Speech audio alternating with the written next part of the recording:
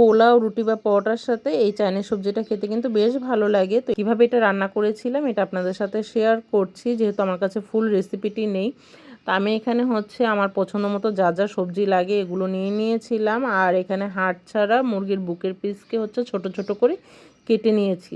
তারপরে সবজিগুলোকে অল্প একটু লবণ আর পানি দিয়ে হচ্ছে ভাপিয়ে নিয়েছি। এটা কিন্তু একদম সেদ্ধ করা যাবে না, এতে করে সবজির কালারটা নষ্ট হয়ে যাবে। তারপর হচ্ছে চাইনিজ সবজির জন্য আমি এখানে পেঁয়াজগুলোকে এইভাবে করে কেটে নিয়েছি। চুলে অল্প একটু তেল দিয়ে এর মধ্যে দিয়ে দিয়েছি হচ্ছে মাংসগুলো। তারপর এর মধ্যে দিয়ে দিয়েছি অল্প একটু আদা বাটা, অল্প একটু রসুন বাটা, স্বাদ মতো লবণ, আর দিয়ে দিয়েছিলাম হচ্ছে সাদা গোলমরিচের গুঁড়ো।